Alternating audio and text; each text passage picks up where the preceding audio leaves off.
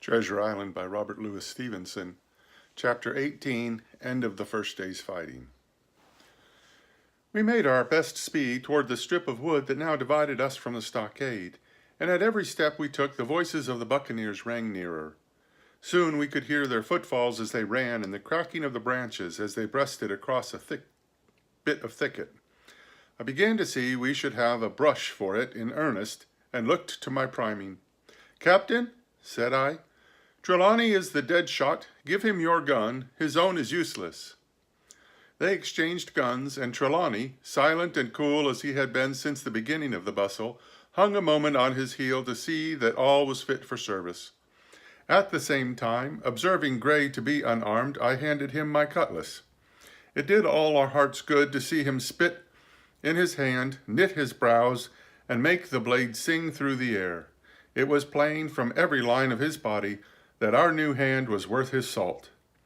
40 paces further, we came to the edge of the wood and saw the stockade in front of us. We struck the enclosure about the middle of the south side, and almost at the same time 7 mutineers, Job Anderson, the boatswain at their head, appeared in full cry on the southwestern corner. They paused as if taken aback, and before they recovered, not only the squire and I, but Hunter and Joyce from the blockhouse had time to fire. The 4 shots came in rather a scattering volley, but they did the business. One of the enemy actually fell, and the rest, without hesitation, turned and plunged into the trees. After reloading, we walked down the outside of the palisade to see to the fallen enemy. He was stone dead, shot through the heart. We began to rejoice over our good success when just at that moment a pistol cracked in the bush, a ball whistled close past my ear, and poor Tom Redruth stumbled and fell his length on the ground. Both the squire and I returned the shot, but as we had nothing to aim at, it is probable we only wasted powder. Then we reloaded and turned our attention to poor Tom. The captain and Gray were already examining him, and I saw with half an eye that all was over. I believe the readiness of our return volley had scattered the mutineers once more, for we were suffered without further molestation to get the poor old gamekeeper hoisted over the stockade and carried groaning and bleeding into the log house. Poor old fellow, he had not uttered one word of surprise, complaint, fear, or even acquiescence from the very beginning of our troubles till now, when we had laid him down in the log house to die.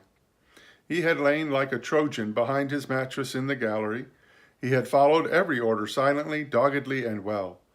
He was the oldest of our party by a score of years, and now, sullen, old, serviceable servant, it was he that was to die.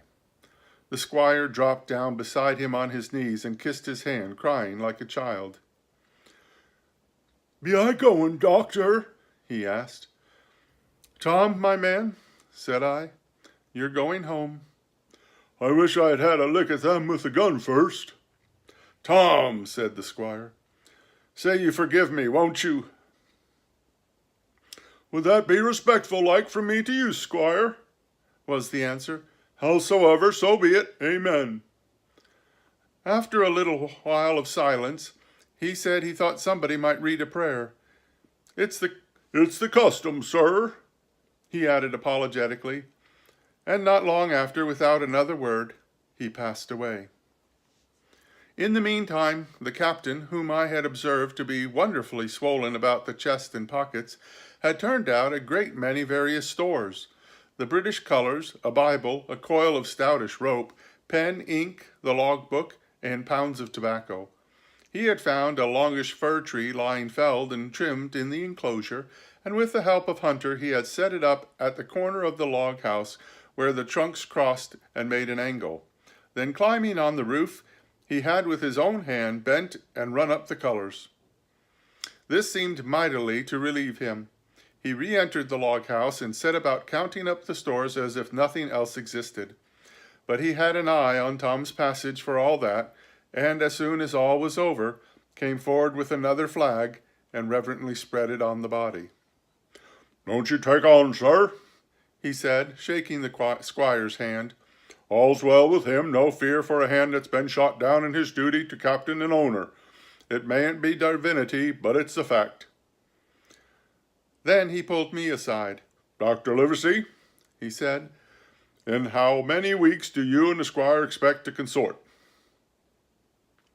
I told him it was not a question of weeks, but of months, that if we were not back by the end of August, Blandly was to send to find us, but neither sooner nor later. "You can calculate for yourself," I said. "Why, yes," returned the captain, scratching his head, "and making a large allowance, sir, for all the gifts of Providence, I should say we were pretty close hauled." "How do you mean?" I asked. "It's a pretty pity, sir, we lost that second load. That's what I mean," replied the captain. "As for powder and shot, we'll do, but the rations are short, very short, so short, Dr. Livesey, that we're perhaps as well without that extra mouth." He then pointed to the dead body under the flag.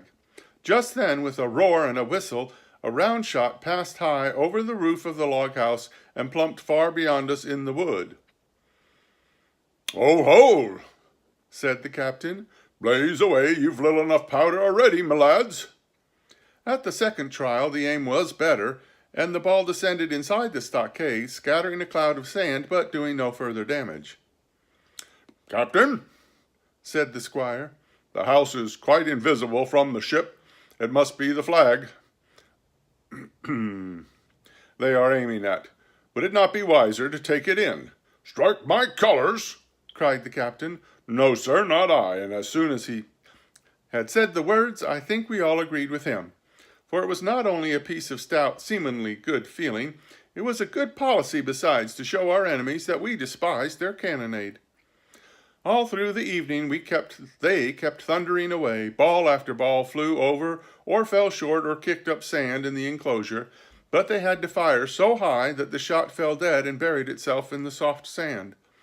We had no ricochet to fear, and though one popped in through the roof of the log house and out again through the floor, we soon got used to that sort of horseplay and minded it no more than cricket. "There's one good thing about all this," observed the captain. "The wood in front of us is likely clear. The ebb has made good while. Our stores should be uncovered. Volunteers could go and bring in pork." Gray and Hunter were the first to come forward. Well armed, they stole out of the blockade, but it proved a useless mission. The mutineers were bolder than we fancied, or they put more trust in Israel's gunnery. Four or five of them were busy carrying off our stores and wading out with them to one of the gigs that lay close by, pulling an oar or so to hold her steady against the current. Silver was in the stern sheets in command, and every man of them was now provided with a musket from some secret magazine of their own. The captain sat down to his log, and here is the beginning of the entry. "Alexander Smollett, master. David Livesey, ship's doctor. Abraham Gray, carpenter's mate. John Trelawney, owner. John Hunter and Richard Joyce, owner's servants, landsmen. Being all that is left faithful of the ship's company, with stores for 10 days at short rations, came ashore this day and flew British colors on the log house in Treasure Island. Thomas Redruth, owner's servant, landsman, shot by the mutineers. James Hawkins, cabin boy." And at the same time I was wondering over poor Jim's Hawkins' fate. A hail on the land side. "Somebody hailing us," said Hunter, who was on guard. "Doctor, Squire, Captain, hello, Hunter, is that you?" came the cries. And I ran to the door in time to see Jim Hawkins, safe and sound, come climbing over the stockade. End of chapter 18. End of chapter 18.